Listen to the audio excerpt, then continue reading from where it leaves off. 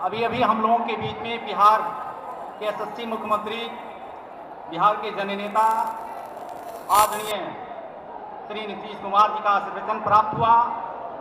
साथियों, समय ज़ाया न करते हुए हम सबों के बीच में इज्जत की रोटी, सम्मान की जिंदगी, पूर्ण सुरक्षा, आर्थिक मुक्ति, समाजी परिवर्तन करने के लिए, सत्य, न्याय, प्रेम, बंधुत्व आधारित विश्व को गुरु भारत बनाने के लिए रास्ते पर चल पड़े देश के जननेता, हम सबों के गार्जियन अभिभावक आदरणीय प्रधानमंत्री श्री नरेंद्र मोदी जी, हम चाहेंगे कि आप जोरदार ये पंचायत के धरती पर आप स्वागत हम सब करते हैं।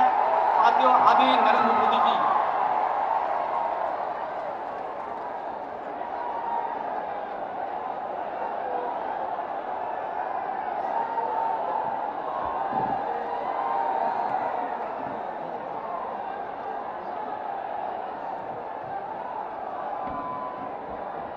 भारत माता की,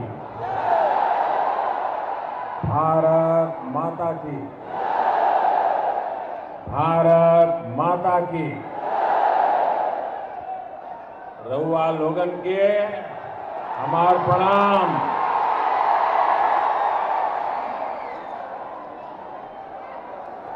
वाल्मीकि ऋषि के तपोभूमि,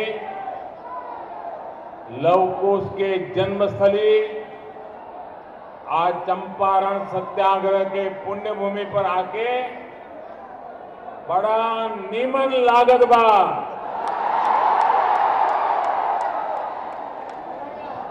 जितना यहाँ के उपजल गंगा के मिठास, ओसे बढ़ के यहाँ के लोग के मीठा बोलिया सुभावा।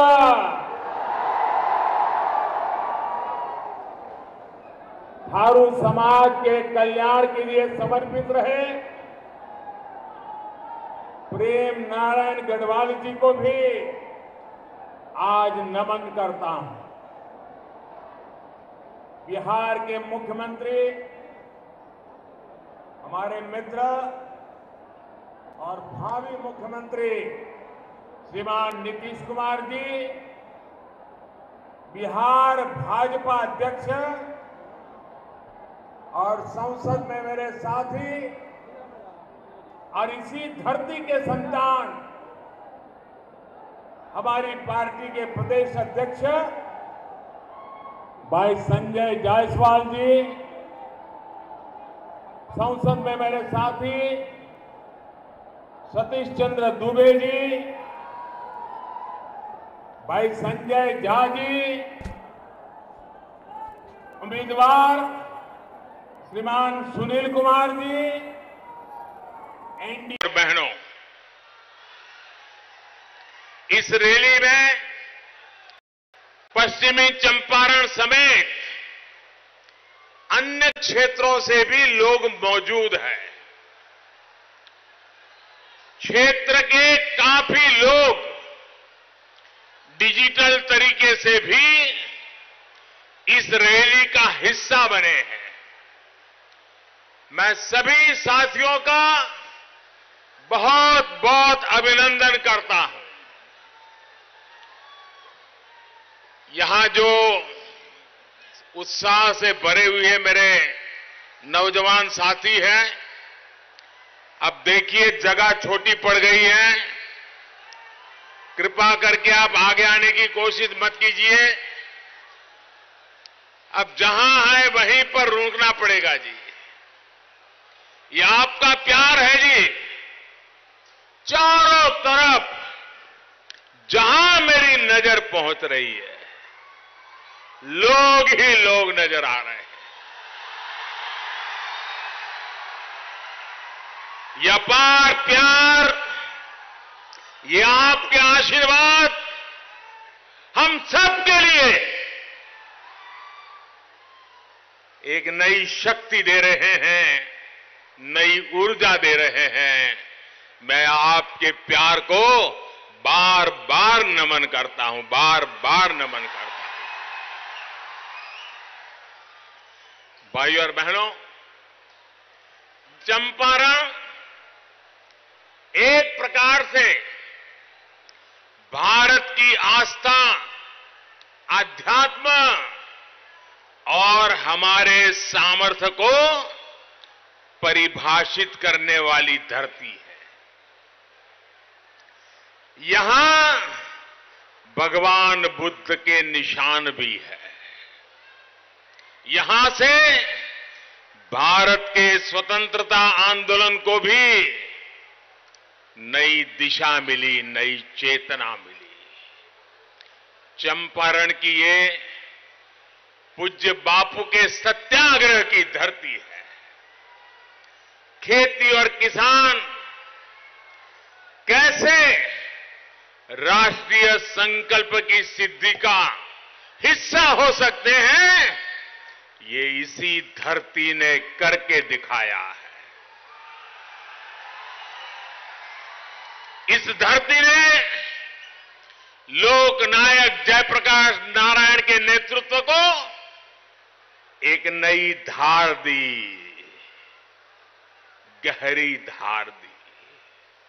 साथियों, आज जब 21वीं सदी के नए भारत के निर्माण का संकल्प लिया गया है, तब भी मैं गर्व से कह सकता हूं, चंपारण अग्रणी भूमिका में है।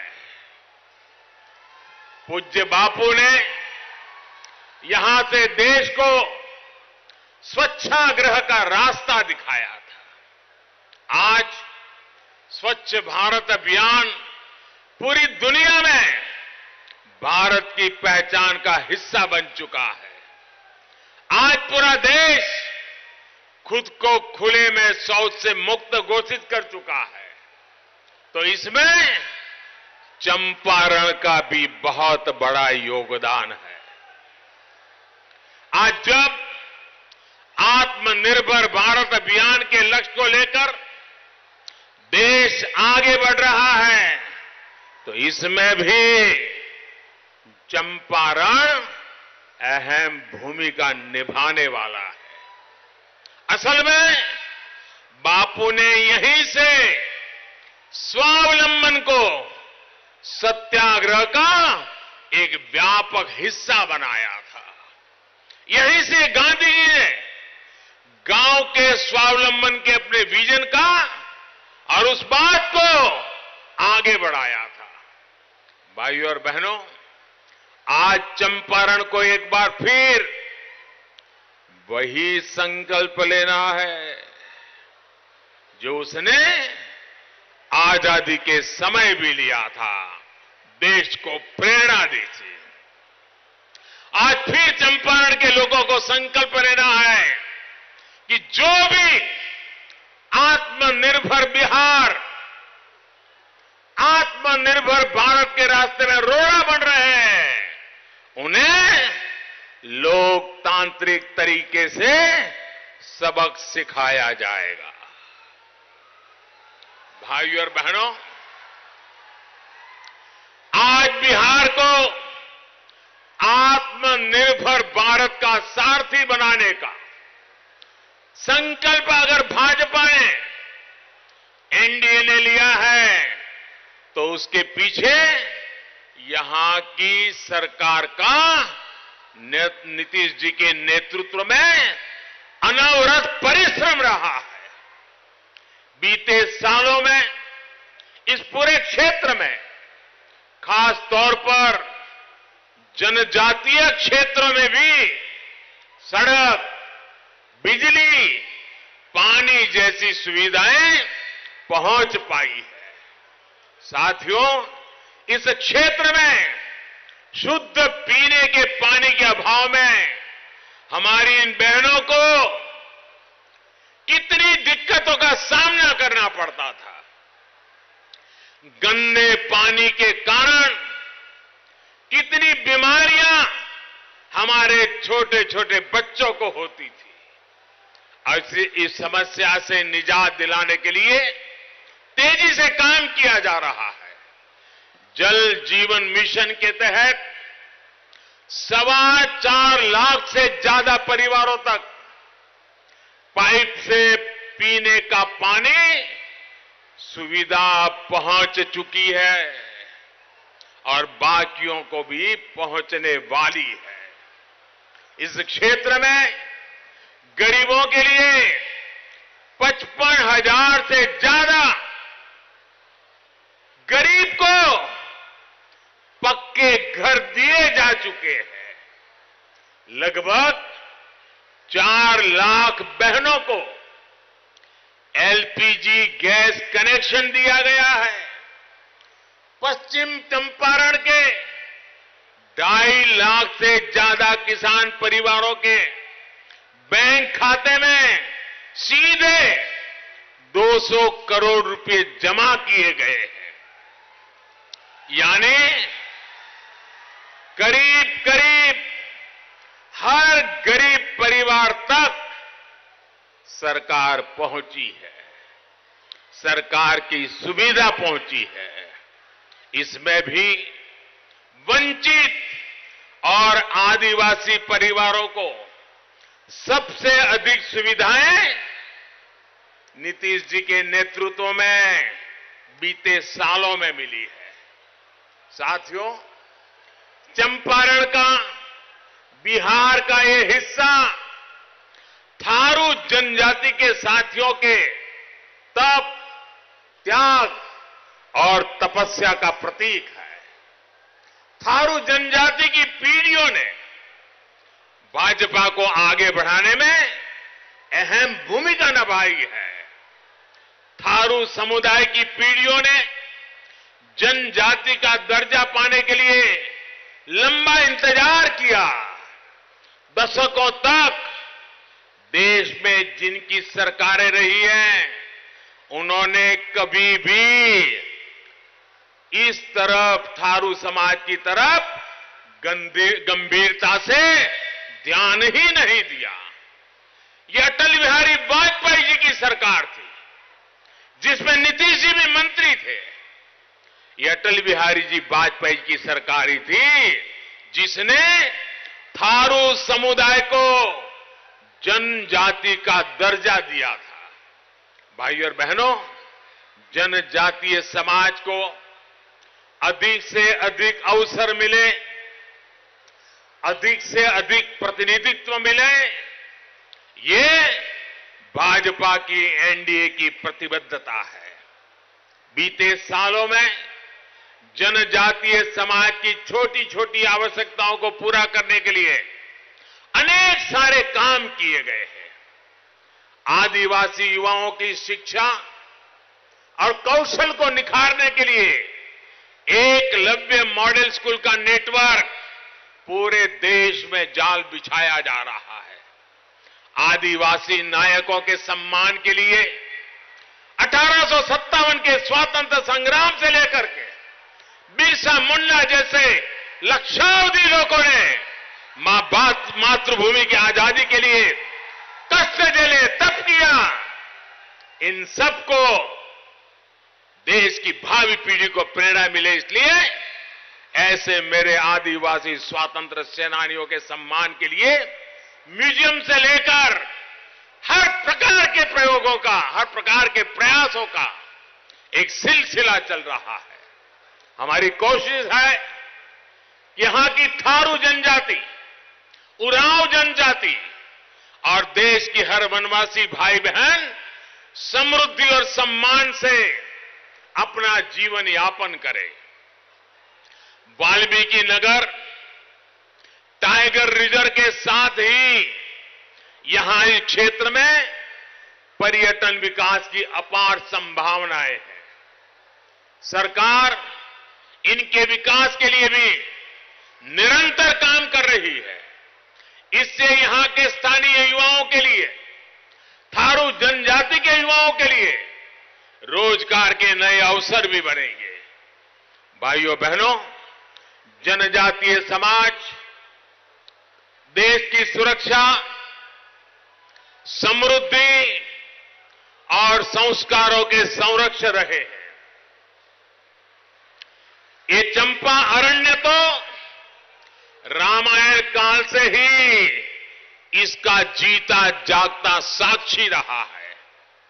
जनजातीय समाज ने हर कदम पर प्रभु राम का माता सीता का साथ दिया।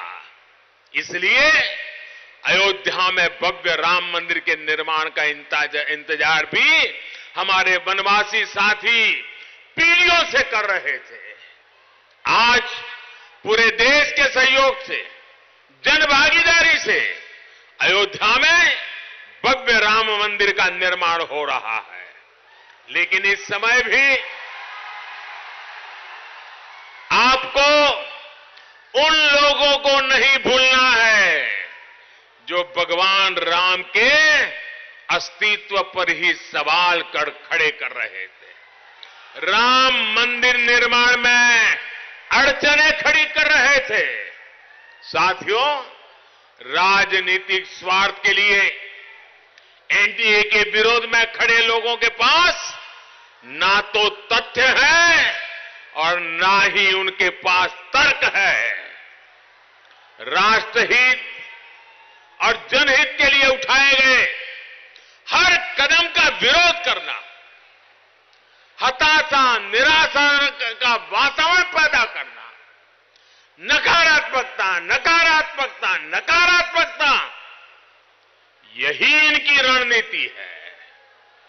भय और भ्रम का माहौल समाज में फैलाने का ही काम इनके पास बच गया है, यही काम रह गया है। इन्होंने भ्रम फैलाया और कैसा कैसा झूठ बोलना और कैसा बड़ी भोले भाले चेहरे के साथ झूठ बोलना और बार बार जहां जाए वहां बोलते रहना। उन्होंने झूठ फैलाया कि एनडीए एससी एसटी आरक्षण को खत्म कर देगी।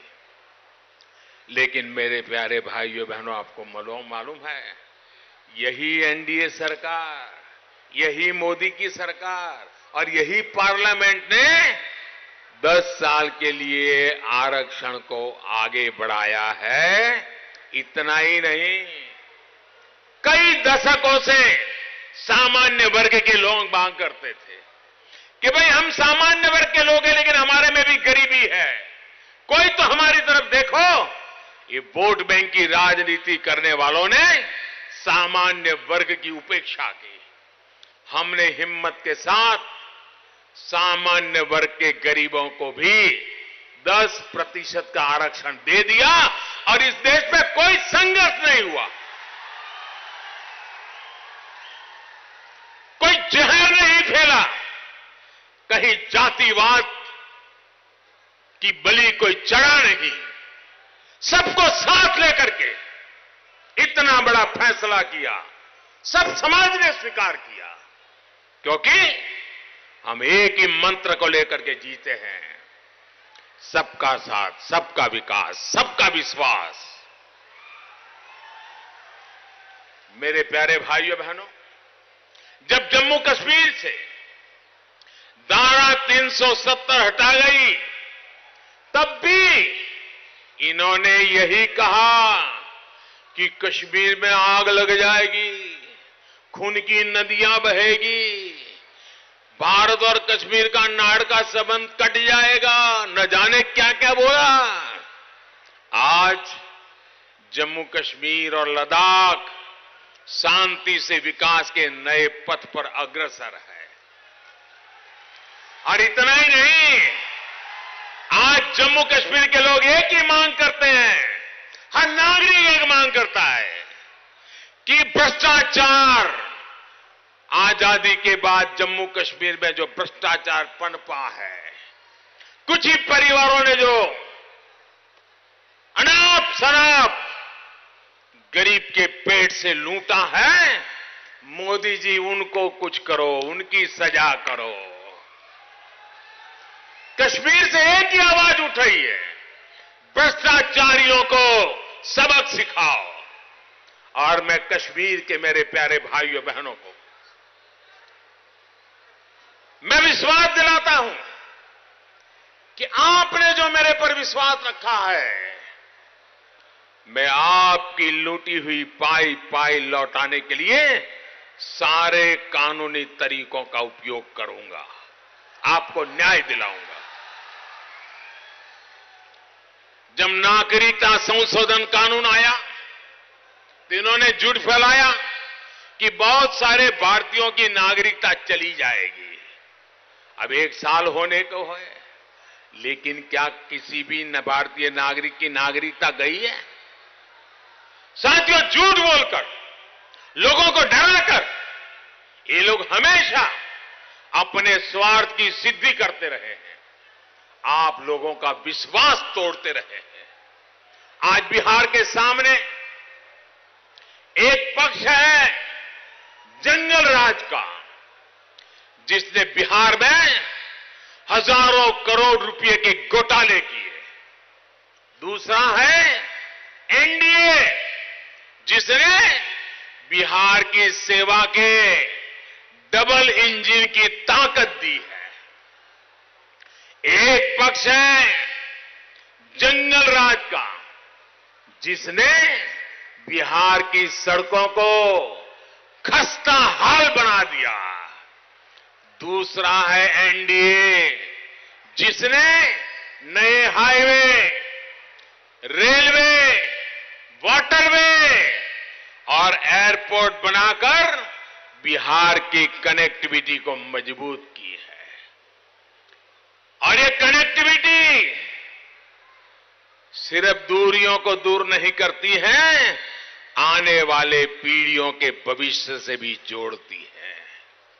एक पक्ष है जंगल राज का, जिसने गरीबों के पैसों से घोटाला किया।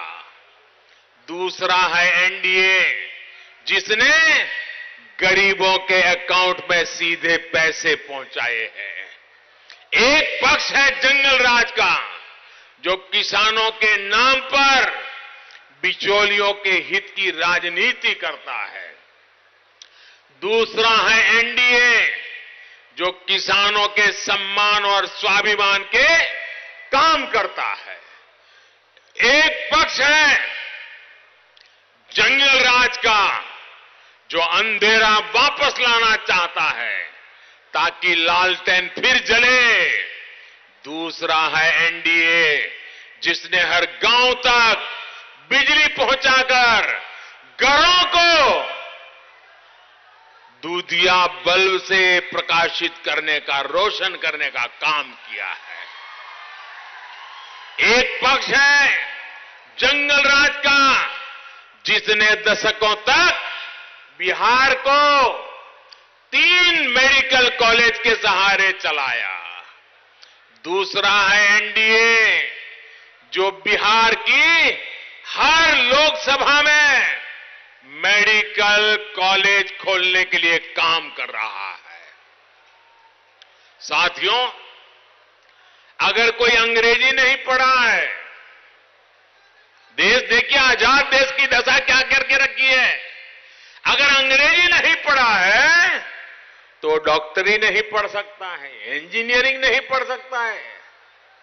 मैं बिहार को बधाई देता हूं, उन्होंने संकल्प किया है कि नई सरकार बनने के बाद बिहार में मातृभाषा में मेडिकल कॉलेज, मातृभाषा में इंजीनियरिंग कॉलेज, ताकि मेरी गरीब मां का बेटा जिसने अंग्रेजी स्कूल देखी नहीं है, वो डॉक्टर बनने का सपना पूरा कर पाए। गांव का बच्चा जो अंग्रेजी नहीं जानता है, वो भी अब डॉक्टर बनकर के बिहार के लोगों की सेवा कर पाएगा। भाइयों, साथियों, बिहार के लोग भूल नहीं सकते जंगल राज के वो दिन। मैं जरा याद कराना चाहता हूं, और मैं जो 35-40 ऊपर की उम्र के जितने भी लोग हैं, उनसे आग्रह करूंगा, अपने बच्चों को, अपने घर के जवान बेटों को, बेटियों को ये बात बार बार याद कराइए। बार बार उनको बताइए आपने कैसे दिन देखे थे। एक एक घटना मैं आज याद कराना चाहता हूं। सुनते ही रोंगटे खड़े हो जाते हैं। आंख में आंसू निकल पड़ते हैं। क्या बिहार में वो दिन दोबारा आने देंगे? आपको याद है, लोग अपनी मेहनत के पैसों से, दिन रात मेहनत करके जो पैसे बचाए, और अगर गाड़ियां खरीदने के बाद शोरूम से बाहर निकलने से पहले ही नई गाड़ी खरीद के निकले हैं, लेकिन खुद ही गाड़ी पे खरोंच कर देते थे, गाड़ी को पुरानी बना देते थे। सोचिए, अपनी चमचमाती गाड़ी का जो पेंट होता था, मालिक खुद ही उसको खराब कर देते थे। कई बार खुद ही शोरूम में खड़ी अपनी कार में डेंट लगा देते थे। क्यों ऐसा करना पड़ता था? किसको अपनी नई गाड़ी, अपनी मेहनत से कमाई गाड़ी को इस प्रकार से बदरूप बनाने की क्यों इच्छा होती है? उसका कारण था ताकि शोरूम से बाहर निकलते ही कोई उनकी नई गाड़ी देख करके लूट न ले, ये डर रहा करता था, ताकि अगर उनकी गाड़ी दिखने में जरा खराब लगती है, बेकार लगती है, पुरानी लगती है, तो फिर ये लुटेरों की नजर नहीं पड़ेगी, और इसलिए शोरूम से ही ऐसे गाड़ी निकालनी पड़ती थी। भाइयों और बहनों, बिहार ने वो दिन भी देखे हैं जब रंगदारी की शिकायत करने के लिए, अगर रंगदारी की शिकायत करने के लोग किसी के पास अगर गए भी, तो उन्हें डबल रंगदारी देनी पड़ती थी, चार्ज बढ़ जाता था। तुमने शिकायत क्यों की? ये सजा। गाड़ी लूटी जाने की शिकायत करने के लिए लोग जिसके पास अर्जी लेकर जाते थे, वो खुद लुटेरों के साथ घर में बैठा मिलता था। ये सारी घटनाएं बिहार के पुराने लोग जानते हैं। लोग अपने घरों को सामने से सजाते नहीं थे, बड़े घर बनाने से डरते थे। अपने ही घर को सामने से पुराना ही रंग रूप रखा करते थे। उन्हें डर था, खौफ था, अगर घर जरा बड़ा लगा, अच्छा लगा, तो किडनैपिंग, उतनी ही किडनैपिंग जल्दी हो जाएगी। घर जितना बड़ा, रंगदारी भी उतनी बड़ी। ये हाल कर दिया था इन लोगों ने बिहार का। इसलिए आप लोगों को जंगराज वालों से बहुत सावधान रहना है। जंगल राज के युवराज से सतर्क रहना है। भाइयों और बहनों, इन लोगों ने गरीब के दुख को कभी समझा ही नहीं है। इन लोगों ने हमारे रेहड़ी, ठेले, पटरी पर काम करने वाले लाखों स्वाभिमानी छोटे व्यवसायियों को भी अपने हाल पर छोड़ दिया था। अब देश के इतिहास में पहली बार इन छोटे व्यवसायियों की उनकी सूद ली गई है। उनको बैंकों से, बैंकिंग सिस्टम से जोड़ा गया। पीएम स्वनिधि योजना से पहली बार उनको बैंक से सीधे सस्ता लोन तो मिल ही रहा है, अब उनको एक प्रकार से सिस्टम में रजिस्ट्री भी मिली है। यही स्थिति गांव में रहने वालों के घरों को लेकर थी, उनकी जमीन को लेकर थी। पीढ़ी दर पीढ़ी उन घरों में रह रही हैं, लेकिन उनका मालिकाना दस्तावेज उनके पास नहीं है, जिसके कारण गरीब, वंचित, शोषित वर्ग के सामने एक आशंका, एक चिंता हर बार बनी रहती है। हर बार जमीन को लेकर, मकान को लेकर, कभी 1 फुट के लिए, 2 फुट के लिए, कभी पूरे मकान के लिए लगातार विवाद होते रहते हैं, मार पिटाई होती रहती है, कभी कभी हत्याएं हो जाती। जरूरत पड़ी तो उनको अपना वो घर किसी दूसरे के पास अगर रखना भी पड़ता है, शहरों की प्रॉपर्टी की तरह बैंक से उनको ऋण भी नहीं मिल पाता था। गांव अब गरीब की इस परेशानी पर इनका कभी ध्यान ही नहीं था। आज देश के 6 राज्यों के लाखों परिवारों को उनके घर का मालिकाना हक, प्रॉपर्टी कार्ड दिया जा रहा है और वो भी टेक्नोलॉजी के द्वारा, ड्रोन के द्वारा सर्वे करके दिया जा रहा है। बिहार में जैसे ही एनडीए की सरकार फिर बनेगी तो जो काम 6 राज्यों में शुरू हो चुका है वो बिहार में भी आगे बढ़ेगा और यहां भी हर गरीब को उसकी संपत्ति का कागज उसके पास होगा। भाइयों और बहनों, अब जंगल राज की इन ताकतों को बिहार में जरा भी मौका नहीं देना है। बिहार के कोने कोने में घूमने के बाद मैं पूरी तरह आश्वस्त हूं कि बिहार में फिर नीतीश जी के नेतृत्व में एनडीए सरकार बनने के लिए बिहार की जनता ने मन बना लिया है, भरसक आशीर्वाद दे रहे हैं। आपका वोट एनडीए को, एनडीए यानी भाजपा, जेडीयू, हम पार्टी और वीआईपी पार्टी के उम्मीदवारों को पड़ा।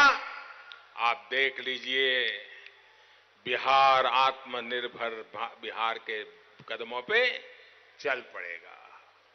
याद रखिए, पहले मतदान फिर जलपान। भाइयों बहनों, पहले चरण के मतदान के लिए भी मैं बिहार के मतदाताओं का धन्यवाद करना चाहूंगा। कितनी आशंकाएं थी कि मतदान कम होगा, लेकिन जिस धरती पर लोकतंत्र का पहला पालना हुआ था, जहां पहली अंकुरें फूटी थी, जो धरती लोकतंत्र की जन्मदाता है, मानव जात को लोकतंत्र की शिक्षा जिस धरती ने दी है, यहां के बिहार के मेरे लोगों ने लोकतंत्र की निष्ठा को दिखाते हुए मतदान की टकावारी को बढ़ा करके एक सारी कल्पनाओं को झूठा कर दिया। भाई, बधाई के पात्र है बिहार के लोग। भाइयों बहनों, पहले चरण के जो रुझान समझ में आ रहे हैं, हम लोगों की भी जितनी राजनीतिक समझ है, उससे हम जो चीजों को समझ रहे हैं, पहले चरण से ही बिहार की जनता ने जंगल राज की एंट्री के लिए नो एंट्री का बोर्ड लगा दिया है।